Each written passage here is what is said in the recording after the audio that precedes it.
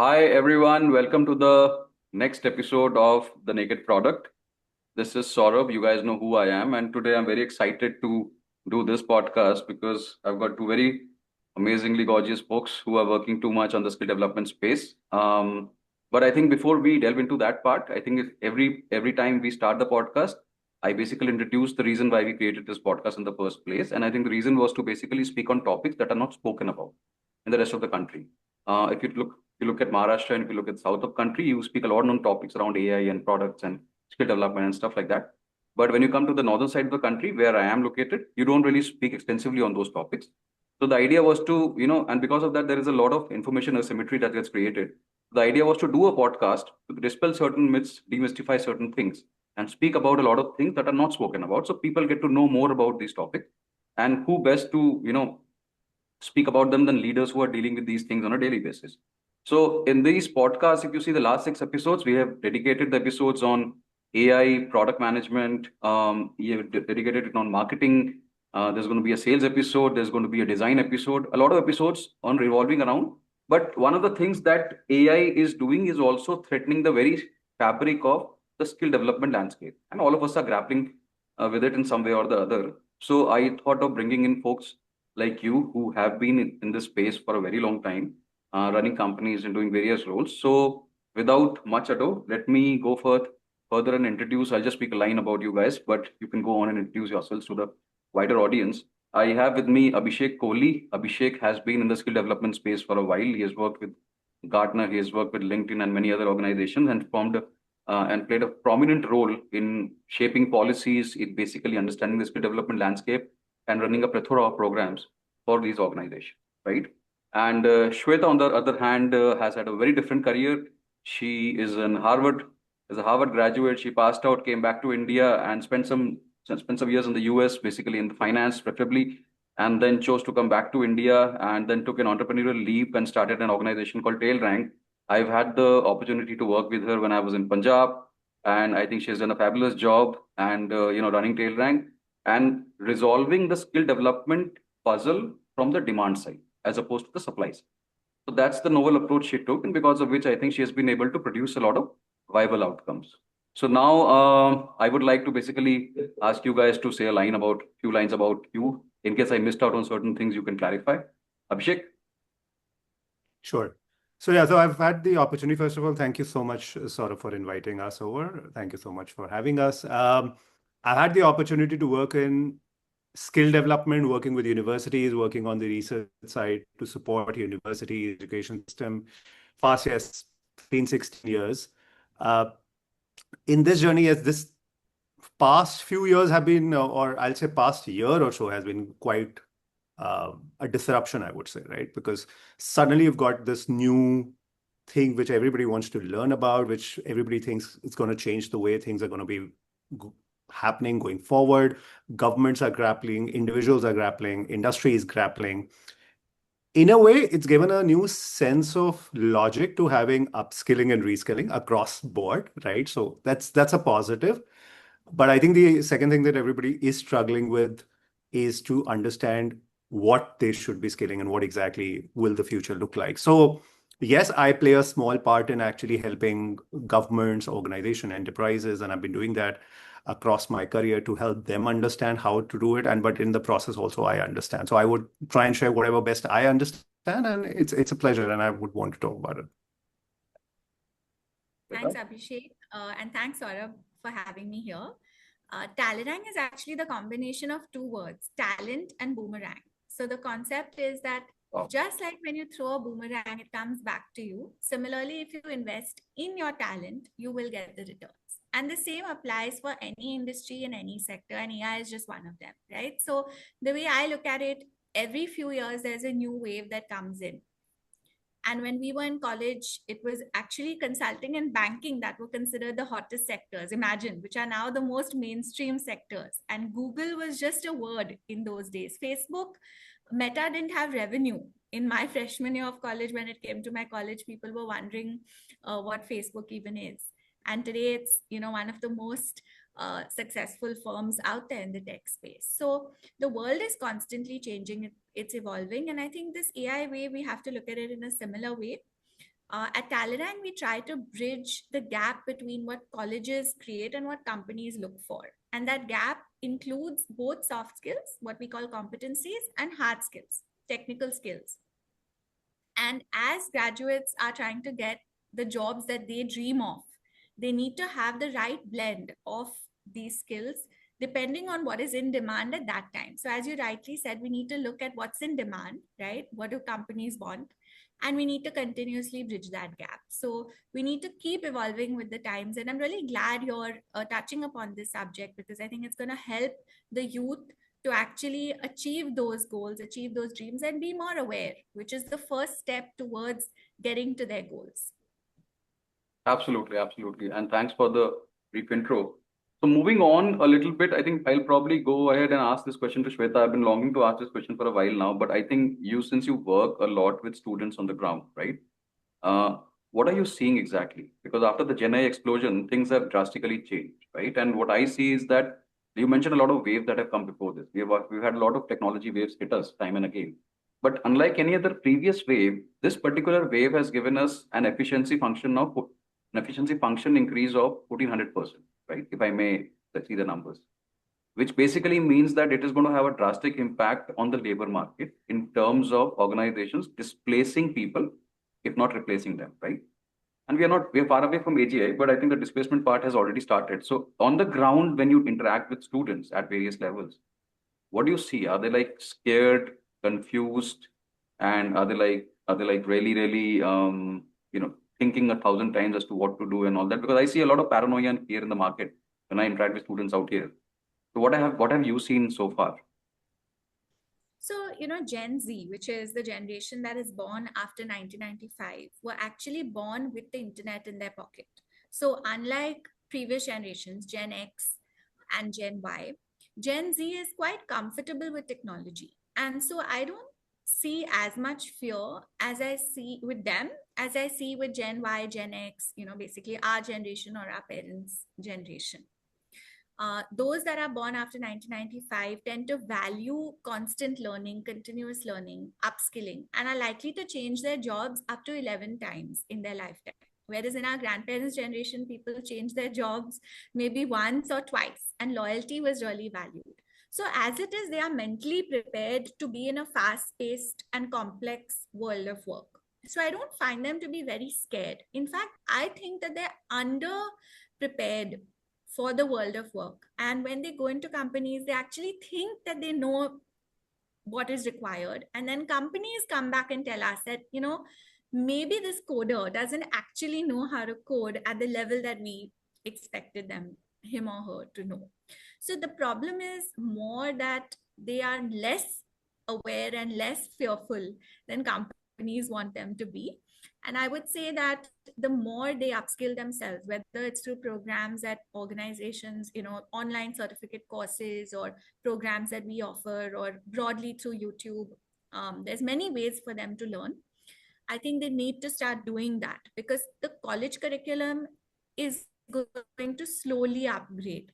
Unfortunately, it's not going to move at the pace that companies expect. So it's really in the hands of this generation to invest in their own learning, and they need to take it up as a personal challenge. Many times they come to us saying, our college is not arranged placements or internships the way that we were hoping. The average CTC is not what I expected. But the thing is, your CTC is in your hands, whether you want to hear that or no. And ultimately, it's not the toppers who get the top job, but the people who really invest in their own learning and development who bag that top job. I do see a lot of potential for this youth to earn well, because I think the tech sector does pay much better than many other sectors, sometimes even better than the financial sector, which has historically been the highest paid jobs in India. So I think there's a lot of potential for them to earn well and to really succeed, both in the short term and long term, if they upskill themselves. And I think the faculty also needs a bit of an upgrade. They should also invest in learning, because ultimately they are the ones who are educating our youth. So if we want to do this well, we need to do train the trainer programs at universities, across the nation, both from government as well as private universities, and then let those teachers, professors, right from school to college to PhD level, teach the youth. Right, right. Now, I'll just probably extend a bit of what Shweta basically answered and asked the same question to Abhishek. And I think so. What I am seeing from my vantage point is that the economics of AI, right? So let's say there's a company that used to have, let's take a simplistic example, that used to hire like 100 folks in a team, right? And now because the company has access to AI tools, let's say for vibe coding and a lot of other things, the company does not want to hire or does not want to keep, let's say, 100 people. It wants to keep only 10 to 15 people, right? And give them access to all the, and these 10 people are, let's assume them to be indispensable, right? They're pretty good. They've shown, great performance across their careers and all that. So the company believes that if I give coding AI tool access to these 15 people, they might be able to do a lot of stuff for me, which these 90 people were doing, right? Earlier. So the company goes ahead and lays off, let's say 85, 90 folks from the company, and then basically gives the onus of doing the entire work to these 15 folks who now can generate faster code, can do things faster, and can do more and more work, right? If that is how the economics is playing out right now, right? And this is exactly happening as I'm telling you every day when I read MIT or some other newsletter, I keep hearing the same logic being given time and again, right? So if that is seemingly true, what would you say, Abhishek, folks who are already working in the industrial utopia, let's say in the tech space for now, what should they do to save their jobs? Because the economics is going against them. It's not, so even if you do skill development or upskill also, as Shweta says, right, you'll still be at a loss because the economics don't work for you. You know what I mean, right? Which is true. Which is true. But I think right now, what we're seeing, at least in India, right, is that a lot of this is more theory than actually happening, fortunately for us, right? So the pace of adoption and the pace of actually things kicking in is not as horrid as the worst case scenario is imagined, right? So if you're saying 90% of the jobs going okay, today the data is under 5%, right? So you're losing single digit jobs. Yes, you're losing. I think the other thing that's happening, at least if we look at organizations in general, and if I take my own example from where I'm working today, or I look at any of my peers, my immediate network, I would feel, regardless of what job you're doing sales, you're doing coding, you're doing marketing, every day organizations are ensuring that you're learning how to make you more effective through Gen AI. So that's a fortunate part.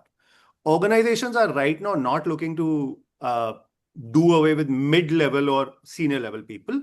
They want them to learn Gen AI skills, right? And ensure their effectivity increases, their productivity increases. That might have a downstream effect in some time where lesser people might get hired at the base level, right? That might happen. That looks like it will happen. TCS is probably one of the examples. We are seeing something worldwide in Oracle and Microsoft, but I think the reasons are not exactly Gen AI adoption in all these cases only, right? Sometimes organizations do use existing industry reasons to lay off lab, but it might not be related. So they might be looking like a causal effect. It might not be a causal effect. As far as what people should do, I think exactly where we are, which is learn what is applicable to how you can be more efficient with this technology, right? For a sales guy, for example, right? For every day I make proposals, I make PPTs, I make everything, right? That is required to run a sales process. If I'm able to utilize existing Gen AI tools, which my organization is giving me in plenty, my efficiency go up by 50%. I can move sales cycles faster. I can put pressure on my clients to move faster. That's what organizations are expecting, right? So yes, there is a doomsday scenario where a lot of job losses can happen. Right now, we are not seeing that. There is a potential that it might not happen at that scale. And organizations would not want that the best people leave and they have to train somebody from scratch, coming student generation or something like that, right? They want more and more existing folks to get more efficient in most of the cases. I'm saying 70 to 80% cases. This is how we're seeing what's happening. I think to the point that you mentioned, Abhishek, there is a new position called GTM engineer, which does exactly what you were talking about. So it basically, kind of exponentially increases the pace, the velocity. So now you can do a lot in lesser and lesser time. I mean, Yeah, so it's already there. But absolutely. but I think Shweta touched based upon a very important point, and I seem to talk to a lot of educators these days. And I think I see that. So if you look at the entire learning curve of an Indian student per se, right, you would see that even after spending 12 to 14 years of formal school education, the point where the kid basically wants to graduate, the kid is confused. Should he Yeah, pick science or commerce? And this has been an eternal confusion for a while now. absolutely. It's So it not is unfortunately changed much, unfortunately, even last 3 decades, how we've seen it, right? uh, From us growing up to us looking at kids who are like right now in that stage, right? right. So I think there is something fundamentally wrong with the way the education system has been created, because of which a kid is seemingly confused at that point, right? Right. That said, I've interacted with faculty and I've interacted with professors who are teaching, who are teaching kids in, uh, you know, uh, higher education and all those colleges, right? And I see that there is a disconnect between what the market expects them to teach children, or they themselves had, like, unlike in the US, where some of my professors at Stanford were guys who did, and I think in HBR, Harvard also, you have these cases. The professors have worked with the market in case studies and a lot of problems, so they understand the market, right? They understand how the market is behaving. They work very in tandem with the market. But India is not like that, right? Except maybe a few Ivy League colleges, like let's say an IIM or an ISB or a few other colleges here and there. Most of the colleges are going on a very set pattern for the last 2 decades or so. Because of which the kid is extremely confused which career to choose. If he gets into a career because of social pressures and all that, then he basically feels confused after 5 7 years or something. So if you talk about AI, if you want to talk about AI is not a new phenomenon. This kind of phenomenon has been happening for like a while now. But how do you make, if you were to create a policy or if you were to bring a systemic change, how would you make the entire education system align to the current trends and the current needs that the industry is going to follow? Because eventually the demand is coming from them. And what you're Yeah. teaching might not be relevant at all. No, I think it's already happened. Okay, so I would say it's already happened. The national education policy exactly tries to address that aspect. What the national education policy allows you to do is actually have learning beyond the standard classroom learning, which means you can do certifications from, like Shweta said, you could do it from YouTube. Government has established SWAYAM as a platform. You can do it from there. You can do it from private edtech platforms, and that would form a part of the credits that you get from the university. What the universities are trying to do, and the better ones, of course, what they're trying to do is that you get skills which are relevant today, is of your interest, and you have that flexibility to do that learning, right? So I think there's been some addressal of that, and of course it will not touch everybody in the first go, right? So because the national education policy was finally formed in 2020 and then went through certain iterations, it's just getting adopted.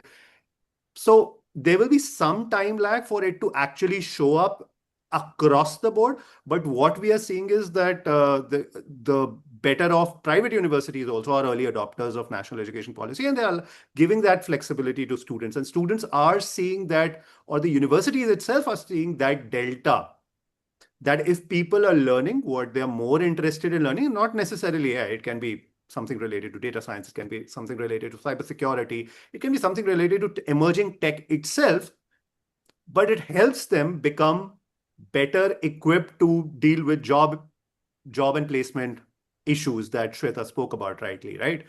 They're better placed and they can be better absorbed into the organization, and organizations are expecting students to come with those skills ready rather than they making them ready when they are inside the organization.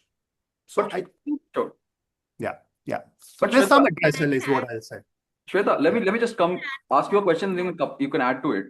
Question is that what Abhishek said, he said that there are programs put in place and NEP is basically solving that crisis, and there are certifications being done.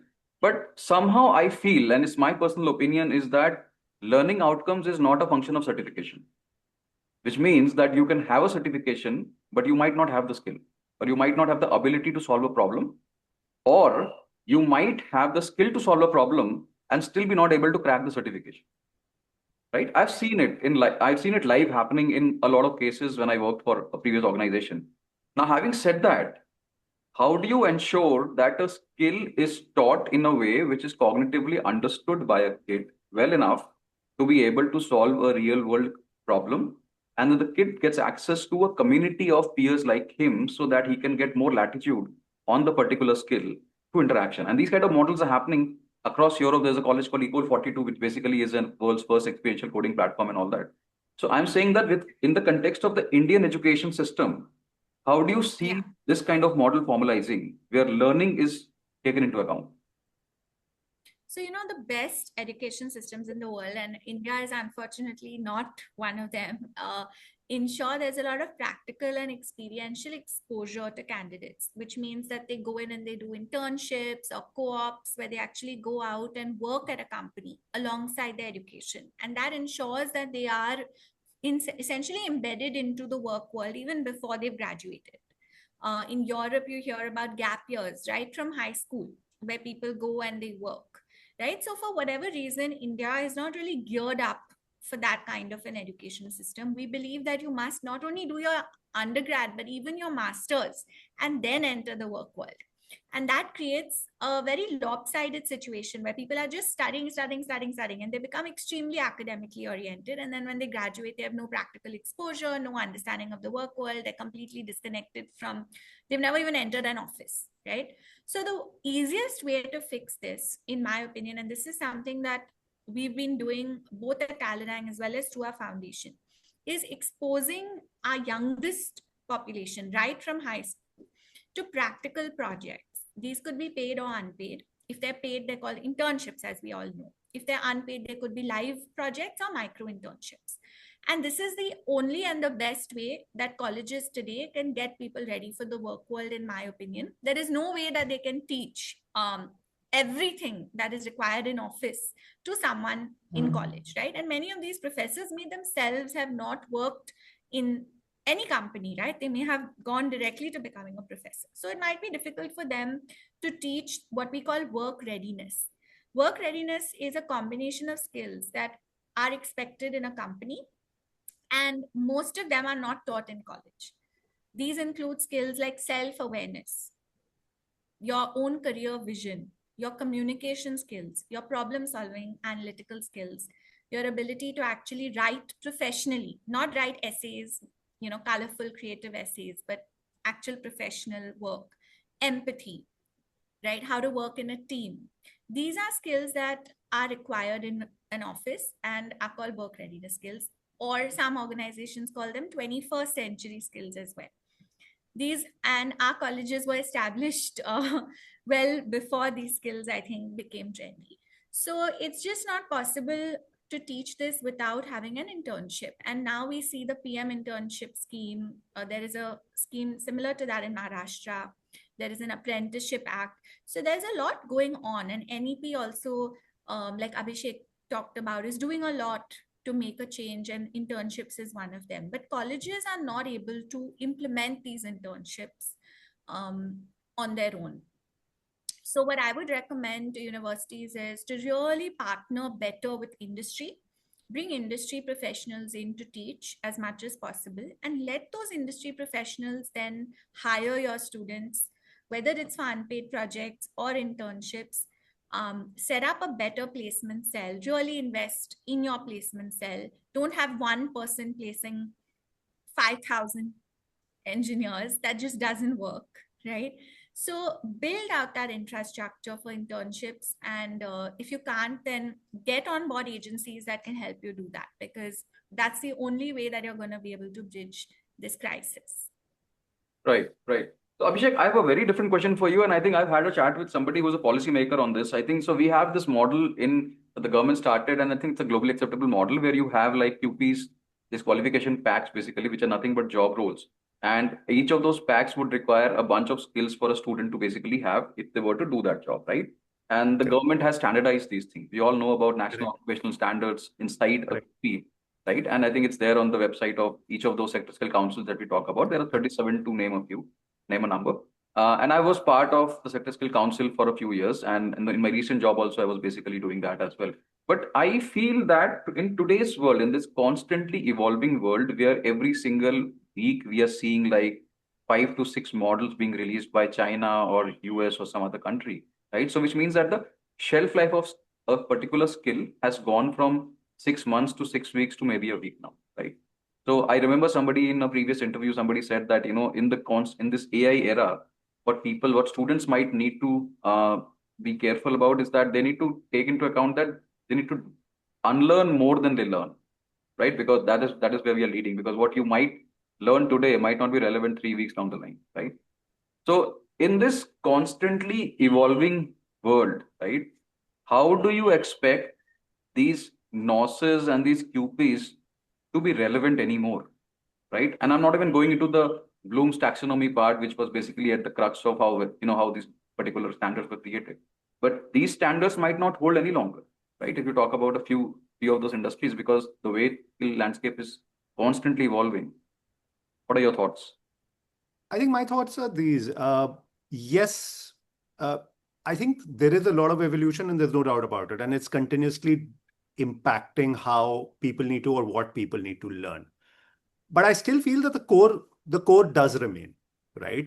Uh, a, a physics researcher would need to learn a certain level of physics, quantum research, whatever, all of that till a particular point. And yes, the technology would change the way they will actually action on it, but it might not necessarily change the core set of skills. So what we are saying necessarily is that I think at any given point of time, 70 to 80% of the skills do remain relatively constant. I'm not saying completely constant, right?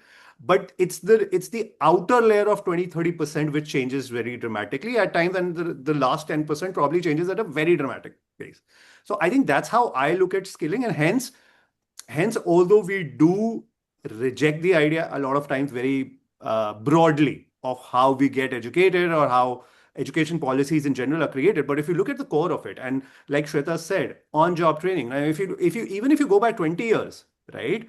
At the end of a third year engineering, even if you were from a very like third tier engineering or bachelor's college, you would still be required to do some kind of internship, some kind of a project for those summer months of 2 months when you get a break from college, right? So the things existed in the system. I think how I see it as Saurabh is, I think there is consistent failure at an execution level, or I'll say underperformance, not failure. I'll say underperformance at an execution level, not necessarily the way we have designed things, right? It seems less of a design issue, more of an execution issue in most of these cases, right? Because in most of the cases, we've had these systems for years, right? It hasn't dramatically changed in that sense. And again, so core skills, I think they remain. Yes, there is a continuous evolution, and those will get the way Shweta said, right? You work with industry, you have industry projects which are outsourced to college students. All those things can definitely help. There are now online projects that students can just pick up because they have a skill. Now they want to implement that skill, show their progress on that skill. They can do that, right? So it's become easier in that sense, right? Organizations are not now kind of in that pressure that they need to get the person to their location, right? Because they can do these online.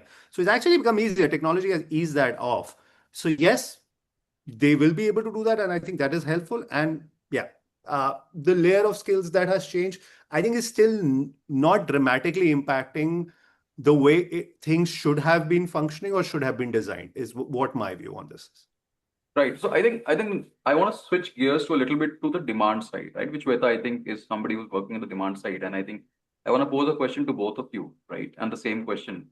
So what I've seen so far is that there was a metric that was coined way back in the 70s called the employment elasticity, right? So employment elasticity is typically how many jobs grew per percentage of GDP growth. So it typically ranges between 0 and 1. 1 means that jobs are growing in proportion to the GDP growth. So India being a very populated economy, back in the 70s, our elasticity was somewhere around 0.7. Then in 1996, I think HDFC wrote a paper where they computed the elasticity, which came out to be 0.4. And between then and now, it has not been computed by any governments, right? Now, I'm assuming that elasticity to be now 0. That's what economists say, but nobody has computed it, so we can't really comment on that. Now, that showcases the fact that we have not really created new jobs. For a populated economy, we have not created new jobs, right? And so far, in the last 70 years, our investment has mostly been very capital intensive investments, as opposed to labor intensive investments, which basically absorb a lot of people. When I say that, I mean manufacturing. You encourage manufacturing and you set up facilities which can absorb a lot of folks, white collared, gray collared, and even blue collar, right, to some extent. So if that is the case, right, and you do not have sizable amount of jobs, right, on one hand, on the other hand, services cannot absorb so many people, and then you have AI coming and plaguing, right? And I'm not even talking about, I'm just talking about AI coming and plaguing the simple job, let's say a content creator and all that.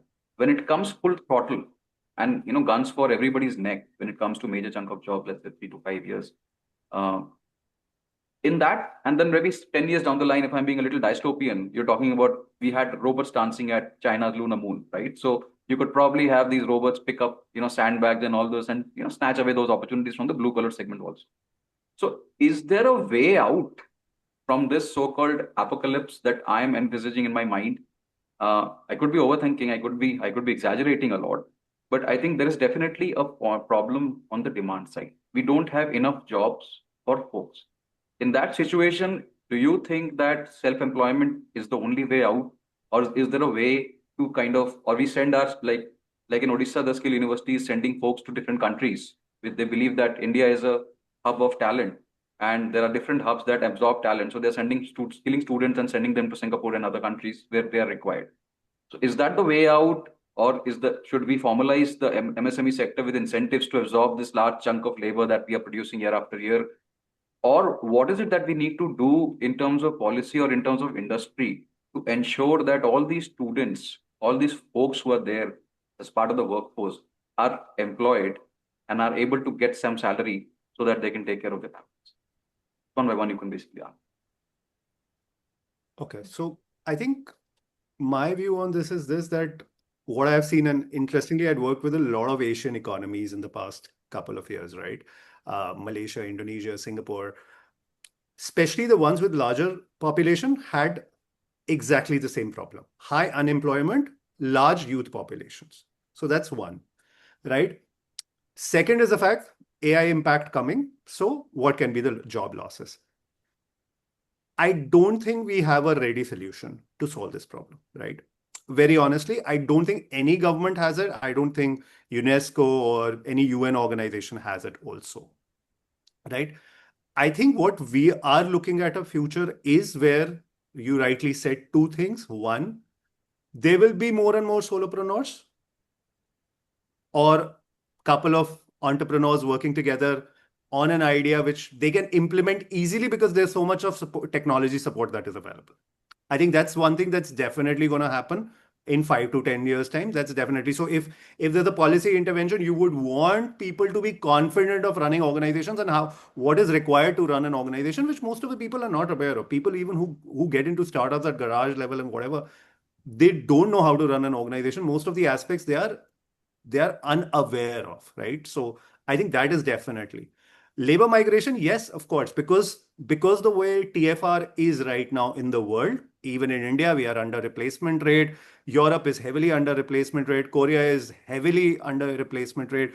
Japan is an aging population. If you put all of that together, that essentially means that there be a lot of people needed. Now the question is, where would these people be needed, right? So you think about a job like nursing, right?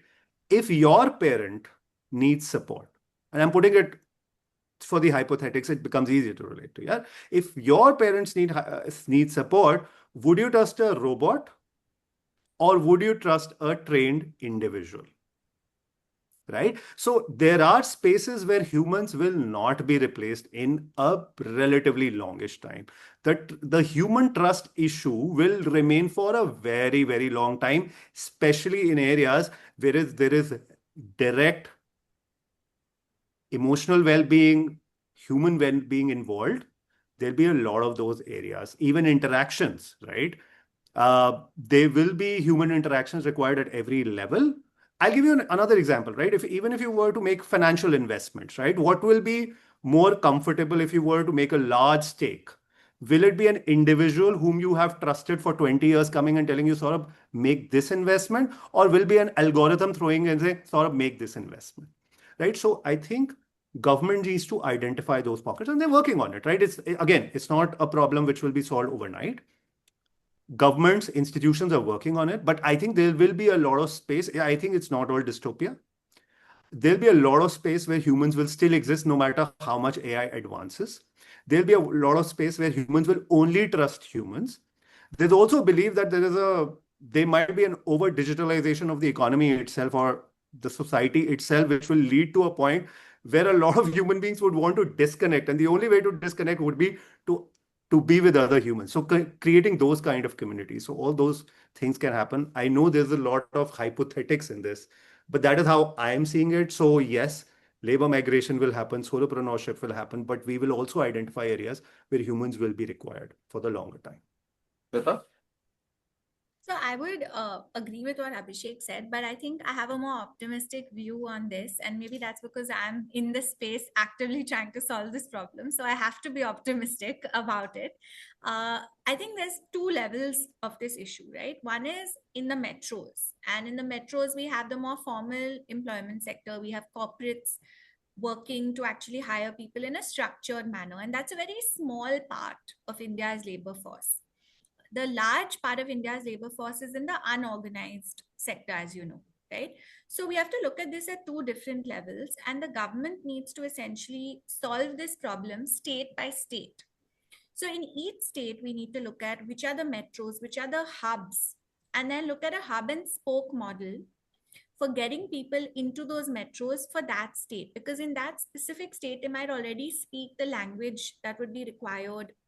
They would already have maybe some comfort with working, whether it's women or men. They would be happy to come in to an office and work. Their families would be close by, so they would actually be able to support them to complete whatever long work days and have a family. I'm talking about all genders, etc., entering the workforce. That's the only way that we'll actually reach the numbers of employment that are required. So for all of this to happen, what each state government should do is break down what are the likely sectors to thrive in that state. Encourage corporates, whether it's global or Indian companies, to set up offices in their states, and then have a very structured placement process, college wise, to get their graduates employed, starting off with assessments to gauge their skills, followed by live projects to expose them, and then finally bridging those projects to jobs. So it has to be done in a very scientific manner.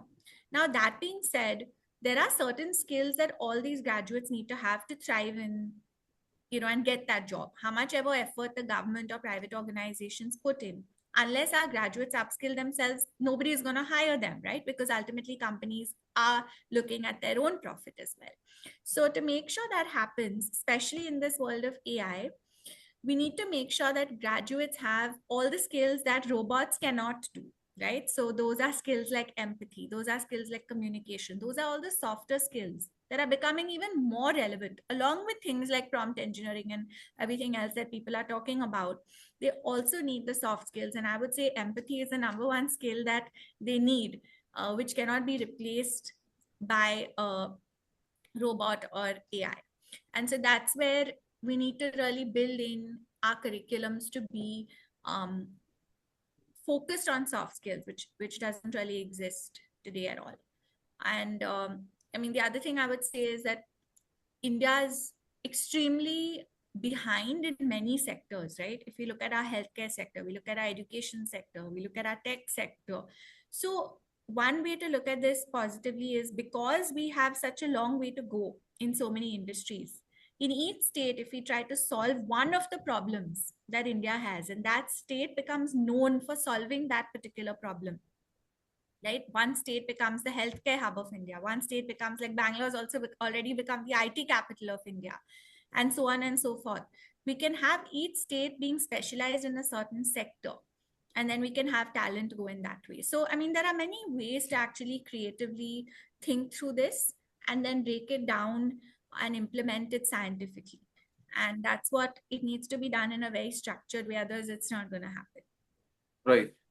Now, shifting gears again to something that Musk and a lot of leaders have discussed time and again, and I think most of what they talk is obviously hypotheticals, but they spoke about the universal basic income model, right? I think so. They, according to them, I think at one point, and today I'm experiencing it as I am running agents, autonomous agents on my Comet browser, which are able to. I think it chatted with you a few days back, and it does a lot of things and sends emails and all that. A lot of basic things that we do as part of our job could be easily replicated just by passing on a few instructions to the agent, which does it fairly well, right? Now, this is like a very dumb agent. I will not call it intelligent enough, but when it becomes intelligent, it's able to do a lot of things that you do. So you can focus on more important work, right? And that brings me to this movie called Hunger Games. Again, one of my favorites, where they showed a very dystopian situation where this character Katniss basically is picked up from the large populace of these underprivileged folks who are basically thrown away as a dump or something, and she gets an opportunity to be in Elysium, as they call it, and she experiences what it looks like or what it feels like to be rich, right? And she experiences all the luxuries that a rich person can afford. So, and again, there was also a book written by Samuel P. Huntington called The Clash of the Civilizations many years back, 5 decades back, where he predicted that at some point in the future there will be civilizational blocks.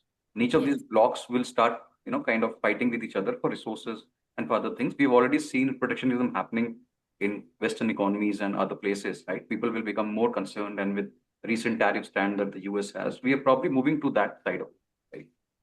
So if UBI is not the solution, we are looking at that scenario where we are going to create a lot, because power will rest only with a few who have the means, who have the absolute knowledge and the means to churn more and more out of this capitalistic economy. So we're from capitalism, we are moving towards an oligarchic model, which was there in Soviet Russia, and then even in Russia after the USSR crumbled, right? So we are moving towards that model, right? So how do you think it will play out for all these folks? Is UBI the way out, where the federal government says that, hey, I'm going to give you like 15, 20K every month. But if you want to make more, you can do whatever you want to make more. But my commitment to you is as a government that I'm going to give you this. Because with a large population, and this is going to hit countries with large population, you will not have any way out. So what do you think? Is UBI something that will eventually be manifested in these countries like India, or we will be able to sail through what we are going and come up with something very very new, which provides employment to a lot of people? There's also a lingering thought that instead of having full-time resources, now what companies will start doing in 5 years would be basically hiring folks for one project, and that will be contractual, which is what the contractual employee model was, but it will be confined to only a project. But these are only ideas that are floating, and nobody knows how it will pan out. So, what is your response to that? Yeah, Shweta, go ahead. There could be gig workers, there could be remote workers. So I don't think that it's one solution or one size fits all. I really think that there's a long way for India to go in terms of even establishing basic industries, right? Like the fintech industry didn't even exist here. A decade ago, there was no proper, even now, there's a huge gap in where we can be even in basic industries, right? Even when we talk about edtech, right? We have a long way to go. Even AI, like Abhishek mentioned earlier, right? It's not, the AI wave hasn't really hit India the way that it has hit the US. AI hiring hasn't really ramped up here the way that it has in the US. So I think we're still a developing economy. And I think it's really hard to say that these are the particular ways in which people are going to be employed, because our industries are constantly evolving. And as different industries, look at the number of hospitals that are coming up in India. Every day we hear about new data centers, warehouses that are coming up in different parts of our country, right? E-commerce only hit our country much after it did the US. So I think, and that now look at the m-commerce and the all sorts of new models that are coming in, which are giving employment.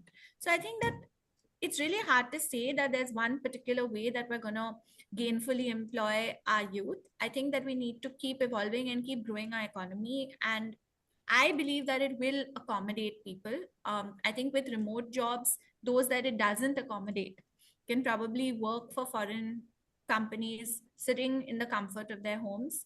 And I think that otherwise, the gig economy is also an option, right? Where they don't have to be employed in one particular organization, but it's a form of solopreneurship, but they're basically offering their services through platforms like Flexit, similar platforms, and building a one skill. So I think there's going to be more of skill-based hiring rather than job role-based hiring. So right now, if the skill is AI, that's the flavor of the month, right? Tomorrow it might be digital marketing. Day after tomorrow it might be some sort of crypto understanding. So I think you need to develop the skill that is required and then find employment in the relevant sectors. And people need to seek out mentors and get those mentors to help them essentially get a job. So it's not only going to be reliance on the government. I don't think that's the only way that people can move forward. I don't know if that fully answers your question. No, it but I does. It think, does. yeah. Abhishek? So my thought is this, Saurabh. I think I'm more or less in agreement with Shweta on the core point, saying I don't think UBI is the way forward for us.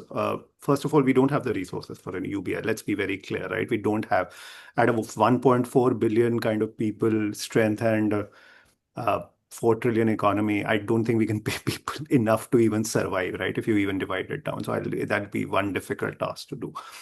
I think the second thing is, I spoke about TFR. I think that's an important thing because if the world population is going to shrink anyways, and the Indian population is going to shrink anyways, and the youth population of the Indian percentage of the Indian population is going to shift, right? So 50 years hence, what you're looking at a population mix where you don't have, like today, you have like what, 65% of our population is in the youth category or 70% or something like that. That won't be the case. You'll probably drift towards 50, right?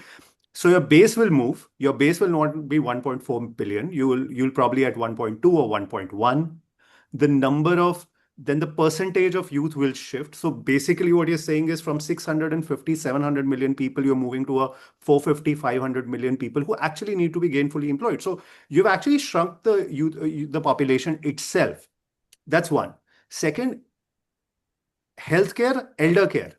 Now, when your elderly population is increasing, one thing that you might necessarily need is elder care, right? So you might want to train a lot of people for elder care.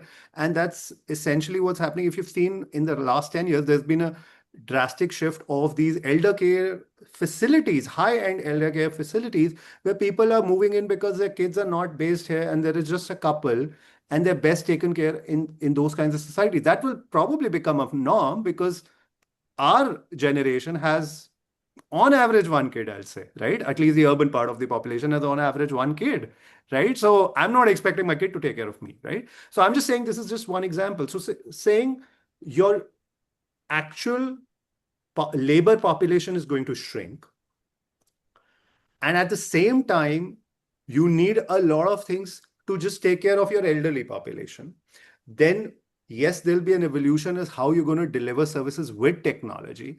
I think all of that is going to give us enough employment, rightly so. Today, if I look at it, the most difficult manual labor skill to find, even in a city like Delhi, is a plumber, right? The amount of money I pay to my plumber is probably 2 or 2.5 times what I pay to my electrician, right? And there is still scarcity of that.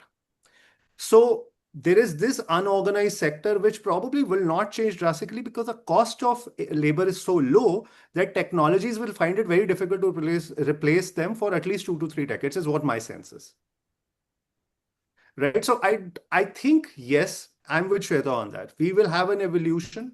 The evolution will be both at the organized sector layer, which is probably 20% of the overall employment or 30% of the overall employment market. And then there is the unorganized sector. All of that is going to evolve, but overall, the number of people the same or the larger economy will need to service will also change drastically. So I think there's a lot of pessimism being built because we are being faced with a situation where the technology disruption, the scale of that we haven't seen in a while. But I think that's been also the case with all kind of technology disruptions that have happened in the past, right? The difference being here, there's a risk, again, not established. There's a risk that the technology has the capability to replace human thinking. That's the fear we are dealing with. So I think, yes, UBI, mostly no. Evolution, yes. I think that's how it's going to be.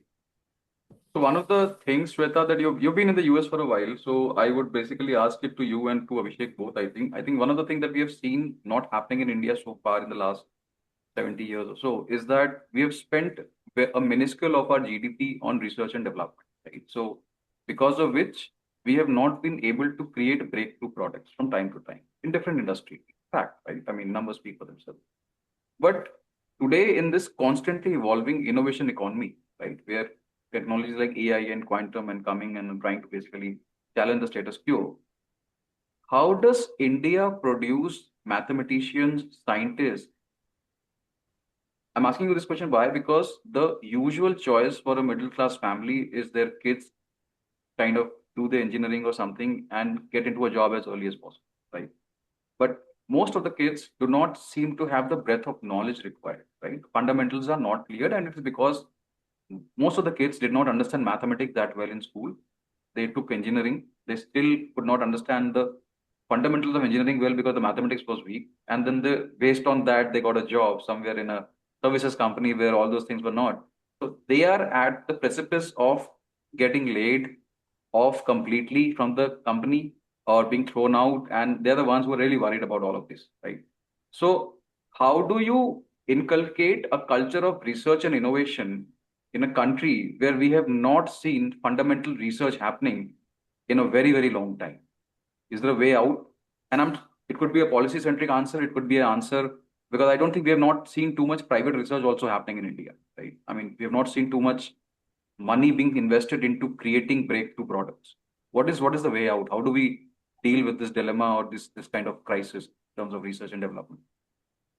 Okay, that's a really good question. And I think the government is also thinking about this because today we're seeing with the protectionism coming into the global economy, we're seeing India looking at inwards and saying, okay, how can we actually develop, make in India for India, right? And we're seeing a lot of entrepreneurs also thinking about how can we build products within India. I think one way to do this is we have a lot of our Gen Y that has already gone abroad and studied at an MIT or a Harvard or a Oxford at an MIT, encouraging those people to come back and set up research wings in our IIT Bombays, in our Ashoka universities. And Ashoka has done this to some extent where they managed to get professors back from Ivy Leagues in the US. Yeah. You would actually notice that some of the best academicians in Stanford, in MIT, in Harvard are Indians.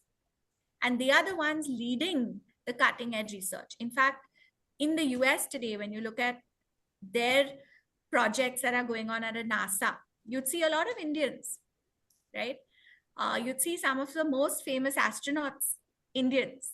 So we have that in our DNA. It's just that we've not had the luxury, we've not had the funds to actually do that in our own country. And now that the country doesn't have an option, now that we don't have an option, what we're doing is we're bringing back some of these people at a small scale. It can be done at a larger scale, and then get them to mentor and hire teams from India's top institutes, whether it's an IIT, whether it's TIFR, etc., and actually build out teams that can do research, product, and innovation. We do have a lot of money going into CSR now. And I think that's a great way to initially fund some of these projects at educational institutions, right, which are essentially nonprofits. So if we can figure out a way to create some kind of synergy between industry and educational institutions with front-running thinkers, global thinkers coming back to drive these teams, I think we can see a change. And I see that some of the IIT professors who have gone abroad have studied, studied under Nobel laureates and then come back to India.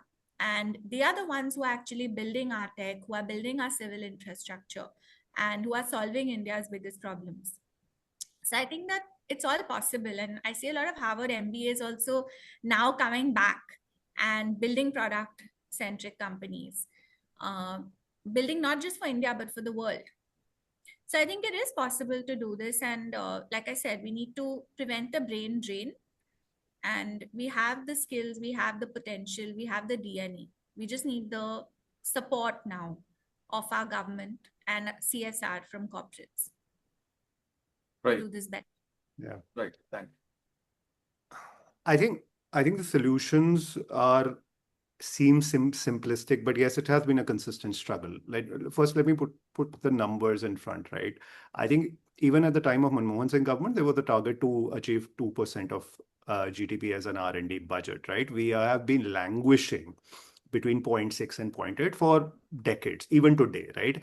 If anything, we've gone decimals and sub-decimals lower, but not come up. That's the very, very unfortunate part, right? I think culturally, after the age of, I think, the C.V. Ramans and the Boses, I think we've just lost the whole hunger to doing research within the country, right? And over a period of time, I think if you look at any kind of innovation, what we call a model innovation is actually a replication of a model, a business model that was done in the US. So an Ola is a replication of Uber, or something else is a replication of something else, right?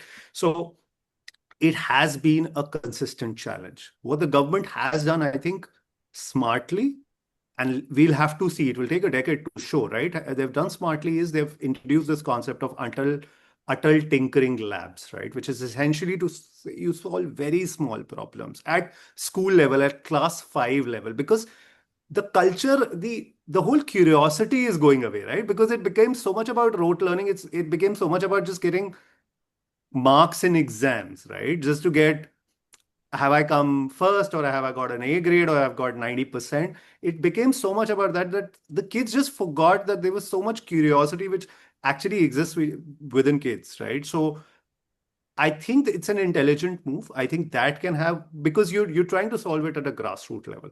But right, like Shweta said, I think a lot of research would only happen if academia and industry would collaborate at a right level to solve genuine issues. There are CSR funds plenty with the corporates.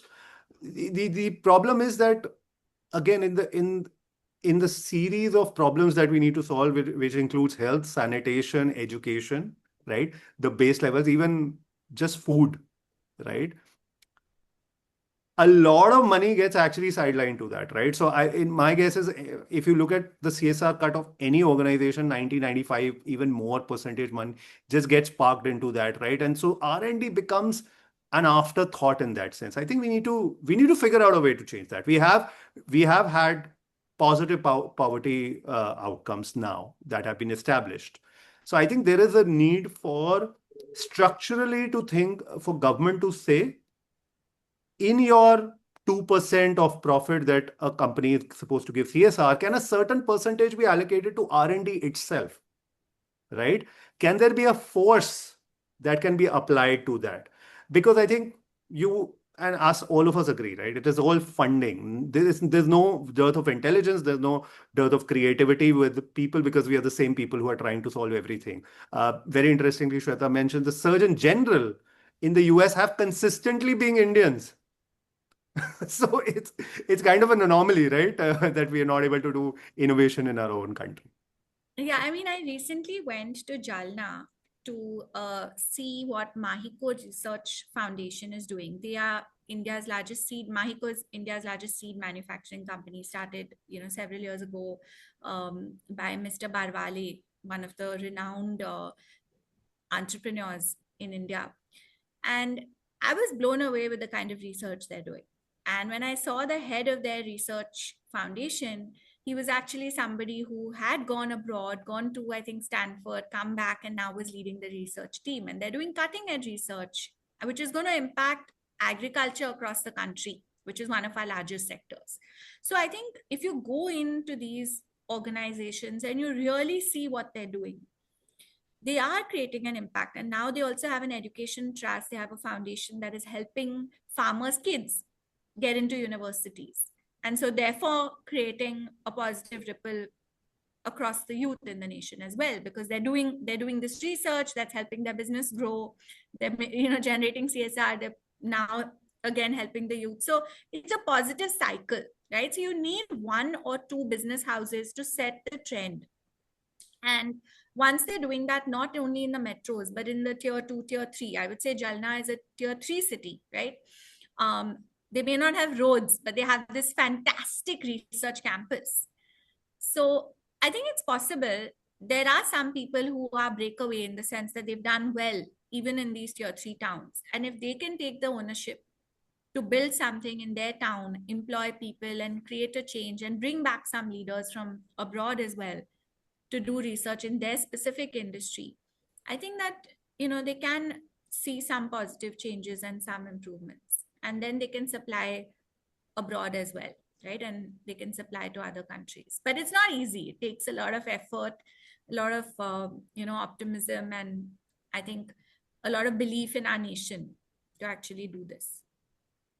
I'll just add one thing, sort of before we move forward. I think there is an existing structure which actually encourages education systems to invest time, at least from time and energy perspective, more in research. So when the NIRF was announced, and if you look at the structure of NIRF, which is where you're actually ranking the top universities in India, a decent percentage is actually allocated to research papers, research citation, and patents filed by that particular university. And that's why you see consistently the IITs outperform. Some of the private universities have also shown a lot of caliber in that sense, right? I would like to call out, there's a particular one in Himachal. I don't know if you're aware of it. It's called Shulini University. It's started by a McKinsey, a guy who's worked in McKinsey for a very long time, right? And his father is from the state, and they went ahead and started this university, and it's done pretty well in the last 10 years. Now, if you look at the research output of that university, it's really competing with the top institutions in the country, right? And this is like a nascent university in that sense, and based out of Solan, which is like a far-flung land compared to a Delhi or a Bombay or a Bangalore, right?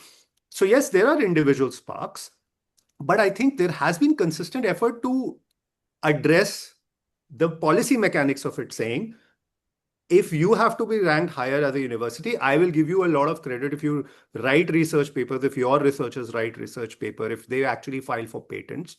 So I think structural changes have been introduced. Again, because these are long cycles where you will actually start seeing the delta, the change, we haven't seen dramatic shifts, but we are seeing green shoots, as Shweta rightly pointed out.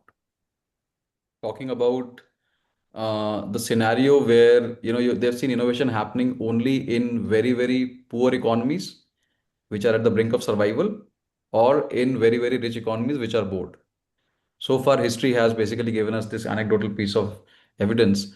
But moving ahead, if you have seen the movie Parasite, right, you would probably see that in this movie what was depicted was that there is a class difference that exists in South Korea. That is what the movie was about. But coming back to our country also, I feel that in the last so many years of liberalization, we have been able to create a kind of class difference, a different kind of socioeconomic groups on the basis of wealth accumulation or wealth creation, right? So there are certain groups which at certain point education was considered the cultural capital of the rich, and that kind of shifted a bit in 20, 30 years, and then middle class got access to education, right? So now middle class kids started getting an opportunity. They formed the crux of India's, they got into best of colleges like IITs or IIMs, and they were the guys who went outside that Shweta spoke about, and became CEOs in multinational companies and all that. But in the last 30 years or so, what has happened is that for whatever reasons, we have been able to create different kinds of India, right? Where on one hand, sitting in a plush environment in an A-class city, we're talking about changing the country, right? On the other hand, there is a guy in an interior village in UP, let's say, or any other state, who does not even know that all these things are happening, who's very oblivious to how AI is coming. So on one hand, we call ourselves progressive. On the other hand, we have created these different versions of India. It's like a multiverse with different kind of universes which people are entrapped in, and none of them know that what is the way out. Which means that the upward social mobility is very difficult for such guys. The social, if I lean into a little bit of Thomas Piketty, right, and I would find that he talks about social inequity and social and inequality stemming because of that. So in our country, where it's so difficult, how do you resolve this crisis? don't give me a social answer because you're not a politician, but you can obviously give me an educator's point of view, because we have definitely created this India. And I think if Nikhil Kamat's episode with in one of the episodes, he spoke about that there are India 1, India 2, and India 3, where India 1 has seen a 2800% jump in salaries, but India 2 and 3 have barely seen any jump in salary. And India 2 being the maids or to folks who work for folks with disposable incomes, and India 3 is probably the daily wage earners, who work on a daily basis for wages, right? So, how do you cut down on this inequity part, stemming purely because of lack of information or lack of access to education or technology or personal growth, which is hampering the upward social mobility and created a social design which is very difficult to break unless you do something very monumental and very dramatic? Chances of that happening to somebody at the lowest end of the pyramid is less than 1%. So my thought is, first, I don't necessarily agree completely that India 2 and India 3 haven't seen uh, changes in what they earn, right? There has been proportionate changes. We all employ people from that class. So I don't think your thought would be that they've not they've not been changes on the amount of money they earn. But yes, we have proportionate increase in inflation also. So probably the standard of living has not gone up as much as it might have, right? So that's one thing I want to park on the side. I think the second thing is the introduction of the e-learning itself, which is the MOOC as we call it, right, was to actually democratize education itself. What we are seeing is that we are seeing green shoots in multiple economies. I have a case from Southeast Asia where I've seen that there are kids who are graduating from relatively low rung universities, but have made an effort, made personal effort to ensure that they're getting educated, they're getting skilled through these MOOC platforms, and have actually drastic or relatively improved their economic outcomes, right? So yes, that has been one way. With Gen AI, what has further improved is our ability to translate all this material into different languages, right? Which was again a problem with democratization, right? Because most of the content is getting developed in English, so most of the people will remain disconnected with actually availability of AI and ML assisted translation that has changed. So I think those are things which are powerful in solving that, right? In India, it's very interesting, right? Because there are certain folks who will dramatically change their life because of that. There'll be certain folks who will just change it because of pure hard work, right? So you look at KBC and every day you will look at an episode where somebody tells you, I am from a very poor family and this and that with all kind of social challenges, but just because of pure tenacity and pure hard work, they have been able to make some shift in how. So education, I think, is still, and education plus skill is still that social mobility mover in especially low and middle income economies. And it continues to say that. It is not to say that the K-shaped recovery hasn't happened and the wealthier haven't come wealthier. That has happened. That's a reality.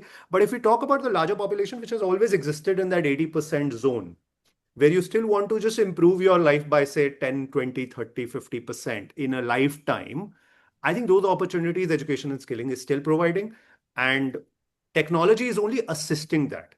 And I would feel that those penetrations and those things should happen. State governments are making those efforts only because of that they can't take skilling to every place through physical platforms because it's becoming more and more difficult, but Right. technology allows them to do that.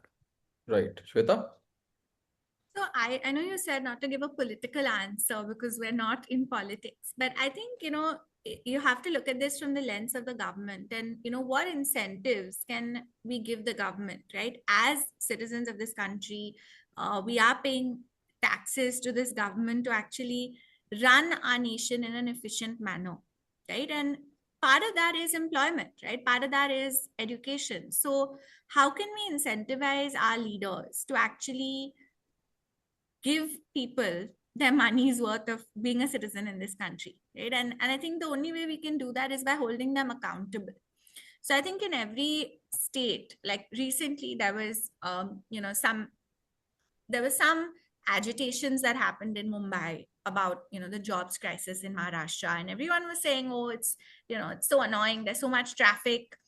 But why was this agitation happening, right? It all ultimately comes down to the fact that people feel like they're not getting uh, the benefits that they deserve in terms of access to jobs.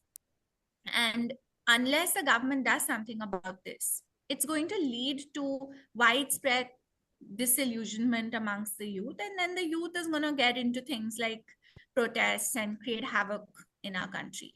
So I think it's in the interest of state governments, and I'm only saying state governments because education is a state subject, to solve this, from a school to a college level. And of course, at the central government level, see how they can help fund different states which are at a disadvantage, maybe because of various reasons, right?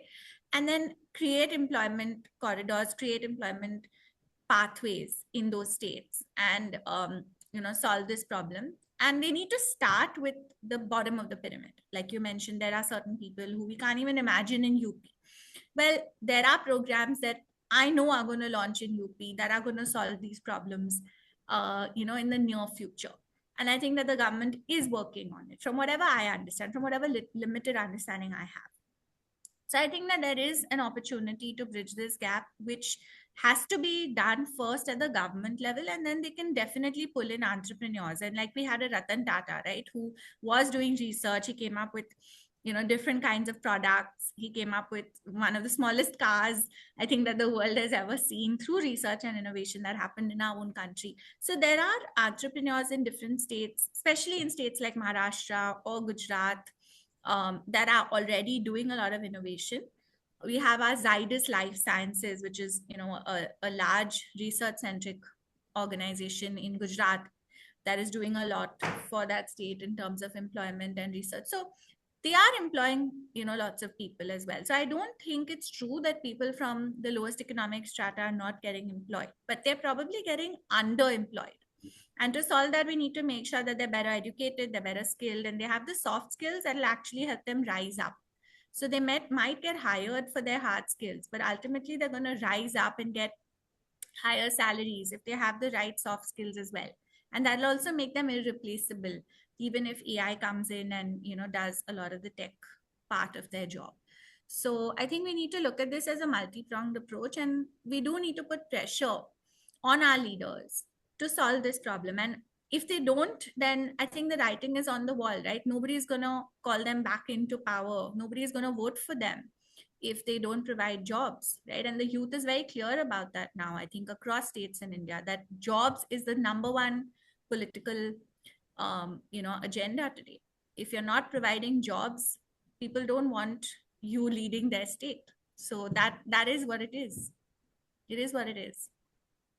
So one of the things that everyone wants to know out of both of you is that, first of all, what are the timeless skills that will never go away, right? There are a lot of skills that you spoke about empathy as a skill, right? I think that will never go away. You would always, I don't think machines can replicate empathy. Machines are not sentient enough to even understand empathy, right? Let alone practice it.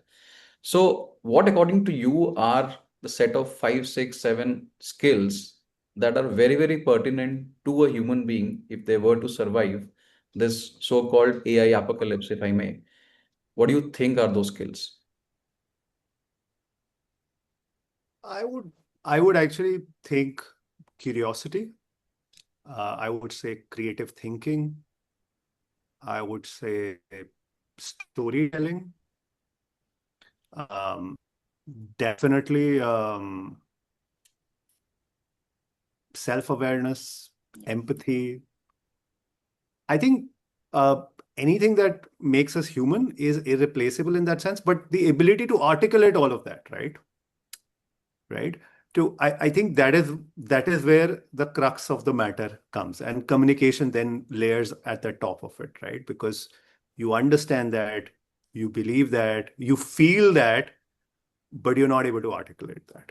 So I think these skills will remain, because of the simple reason that today, and you remember the example, right? When your agent interacted with us, we could call out easily because there is no emotion, right? It's very clear, right? It's a dry message, say it is communicating, it's conveying the message, but there's no emotion there. right? And I think humans will continue to crave, and especially in a world where if you're looking at populations getting reduced over the next 70-year time scale, right? By 2100, you'll have a much lower population that we have today, and you have a loneliness epidemic already existing in the Western world. People, I think, at the end of the day, and there are other kind of risks which are involved when people rely emotionally on AI, and we've seen that, right? We have discussed cases like that, right? So I think given all of that, people will crave for human connection, and humans will continue to believe that they can only trust human for a very, very long time in the future, is what I sense. One I last, second.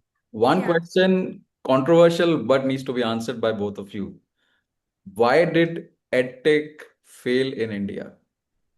What really happened there, guys? So we were focusing on valuation more than value. That's one reason. And I think we were focusing more on uh, growth of of companies rather than actually learning outcomes. So, and then we were focusing on training and skilling, but less on jobs and actually placements.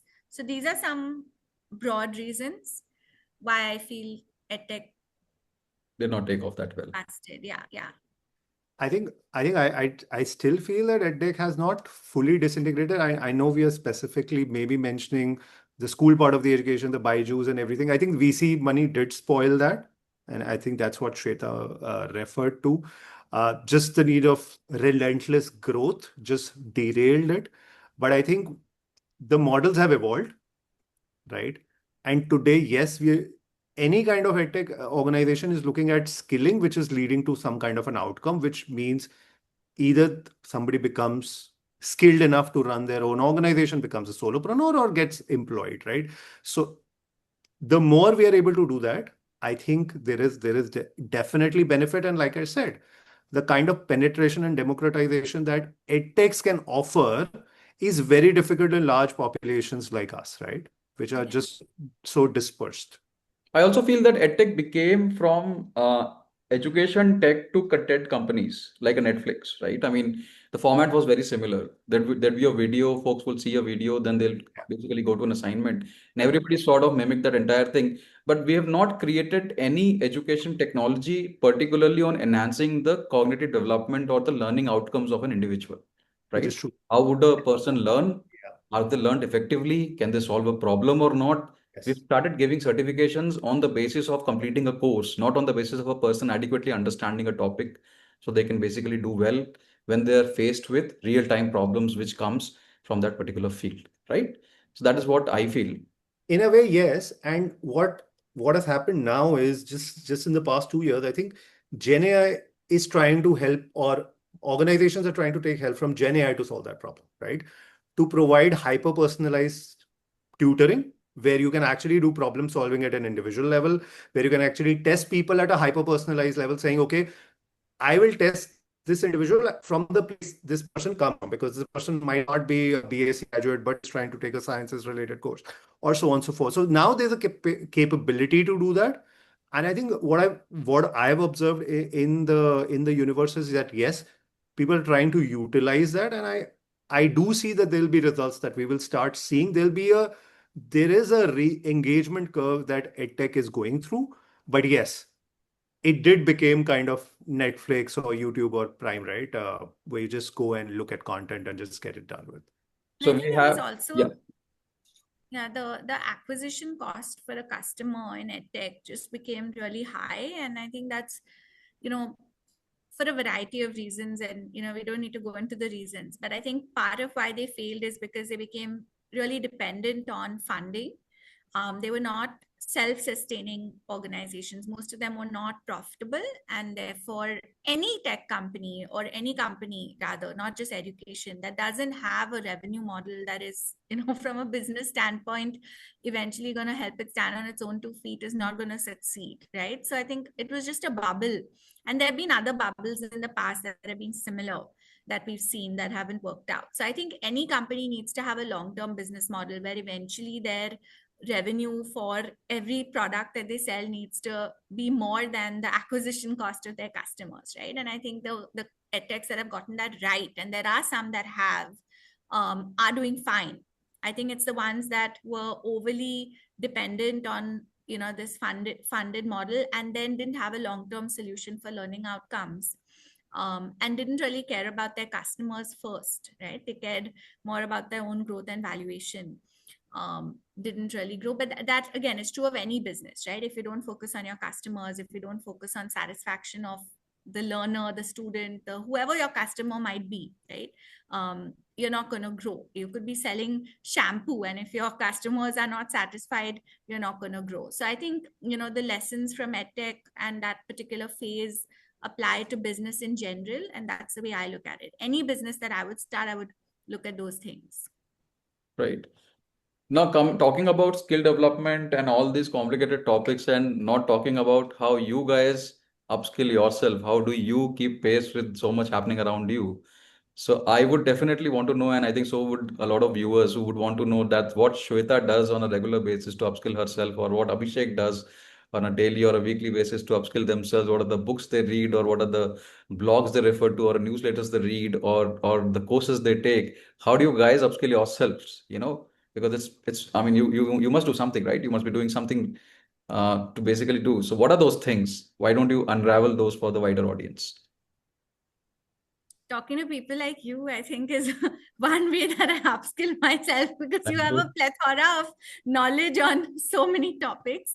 So I would start with that. But I think beyond that, I was lucky to go to HBS, and Harvard professors are constantly coming back to India, delivering sessions for us to upskill ourselves. We also go back for our reunions and go through upskilling, and right from AI to empathy to employability. There are professors who teach each and every one of these topics, right? And through real world case studies of companies. And they also have Harvard alumni coming in and sharing, Harvard Business School alumni coming in and sharing their challenges in different sectors. So I think that's one huge way that I upskill. And I find those sessions, those conferences, events extremely helpful. The second thing is just being up to date with the news and news analysis. So not just like reading the headlines on Twitter, but actually going deep into articles and analyzing why something is happening. I find that much more interesting than just like I'm not even on Twitter for that reason. Like I'm not active on Twitter for that reason. I'd rather read a detailed article. And there are several news publications that publish analysis, right? Whether it's on foreign affairs or it's on any topic that is trending today. There are also courses that you can sign up for, on different platforms that are freely available. And TED is another platform that I like, where I can actually hear people talking on certain topics. Then podcasts, like you mentioned, Nikhil Kamath and others, where they interview Right. leaders who've done things. So I think there are various ways. But yeah, news analysis, Harvard professors, and research-based articles, which have detailed sources. And then the work that I do on the ground is like an education as well, right? Like when I go into a certain market, I interact with my customers. I think I learn the maximum from my students. I think they're the ones who teach me, because their way of thinking, their way of how the world is changing and how they understand the world is a very interesting growth opportunity for me.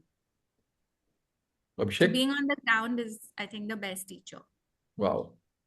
I would second that. I think interaction with people in general, right? So I've been in a sales role for now over 15 years. So I think interacting with people, policymakers, educators, even students, I think there's nothing better than that. Of course, talking to networks, sort of you've introduced us to a great network as well. So I think just feeding on what the network is thinking, and kind of the news articles, and learning that you can just understand and be on top of what's happening latest, right? I think I'm big on Twitter, so I do follow a lot of technology news from Twitter, and current affairs as well. YouTube is my big source, so I look at a lot of videos of my interest. It can be, again, related to current affairs. It can be related to technology. It can be related to a cusp of that, some kind of projection, which can be coming through, right? So a lot of information comes through that. I also, yes, time permitting, I do indulge myself in taking up a couple of courses from an edtech platform of choice. So I do that. And I think one thing that I've seen, which is kind of working really well for a sales guy who spent like 1.5 decades, to adopt this new technology is just doing it on the job. So what's happened is that because things are just changing too fast, I think the only way to keep up pace has been just to talk with your peers within the organizations, talk to your product technology groups and ask them how do you best adopt technology to actually assist you in doing your daily chores within your job better. And by practicing them, you've been able to actually see the differences, right? Just to do every bit of your job. So I think it's a combination of all of that. Just the overall, like Shweta was saying, a multi-pronged approach, but it just happens naturally, right? In the overall universe that you're working within. So all of this put together, I think does allow me to upskill, but yeah, I would want to do more as much as possible.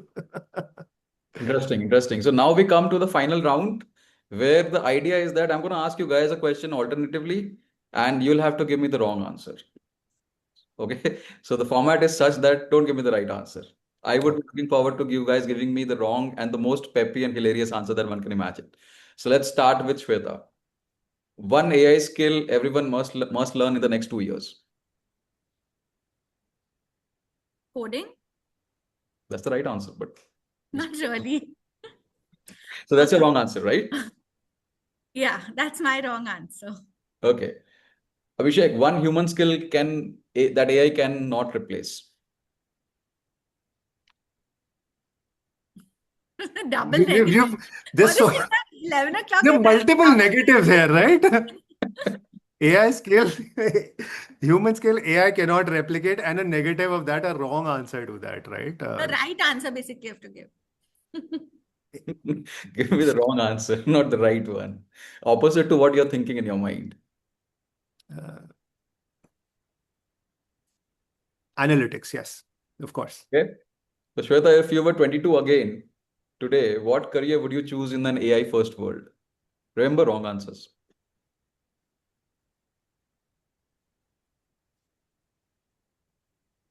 Start a school? Nice. One piece of advice to students, one to professionals, and one to policymakers. Abhishek, So you have to give wrong answers to all of this. that's Uh, that, that's what we are planning. Students, stop studying, worrying about the core skills. No need to study maths, no need to study physics. Just forget about it. Policymakers, stop investing in research. And what was the third cohort? Professionals. Professionals. Yeah, stop upskilling. That's it. Go home. It's done. So final question to Shweta. What's the biggest myth about AI and skill development that needs to be debunked? Only wrong answers allowed. Gentle reminder. That it's gonna replace humans. What is the biggest myth about AI and skill development that needs to be debunked? So it's a myth that AI is gonna replace humans. Okay. That's your answer? Yeah. Awesome. Maybe I'm contrarian. So my wrong answer is the right answer for you. Yeah, yeah. I'm almost like Peter. I feel like Peter Thiel now. But thank you so much, guys. Thank you for I think we had put on such grim faces while we were discussing about all these things. Then I think it became necessary to kind of make it a little funny for folks and bring some smile to your faces. So at this late at night. But thank you so much, guys. Thank you for bringing out these important points. I'm sure it will help a lot of folks. We did bring in a lot of depth to the conversation in terms of skill development. I tried my level best to ask questions pertinent to skill development and to how things are progressing. And I'm sure any you probably have felt the same. But any last parting words before we conclude this amazing podcast? I would just say, look, AI is not rocket science, and the basic tools that graduates need to pick up. right? And that's something that every graduate should do in their own time, whether or not their university is providing those skills. So I think that would be my parting words, that everyone should upskill themselves both on soft skills and technical skills, irrespective of whether it's being handed to you on a platter by your university. Right. Abhishek? Yeah, I think my parting words would be saying the core skills are going to remain the way they are. So do focus on that. Do learn the AI tools, how they can improve your life, your work, you're potentially getting into a new job, but don't forget about the core skills. So I think, and like Shweta mentioned, the human skills. So a combination of that has to be learned, should continue to be learned, and I think that will make everybody more gainfully, economically employed, or become an entrepreneur, whatever way it is. And yeah, and will not be as dystopian as some of the readings are believed to be, is what I still think. And don't forget to have fun, because that's what we're doing, right? We're talking about our jobs and things that are relevant to what we do on a daily basis at 11 o'clock at night with a smile on our face, because we're passionate about what we do. So don't forget to have fun. Choose a career that you enjoy. That's the most important. I'm assuming this is the right answer. Yeah. All right, guys. Thank you so much for being this late at night, and thank you so much for being that patient and patiently answering all my questions. I'm sure this podcast will basically hit and touch base a lot of raw nerves, and it will basically help a lot of folks who are basically yearning for this kind of knowledge. But thank you so much, and look forward to having you again on the show. Thank you. Thank you. Thanks. It was a pleasure.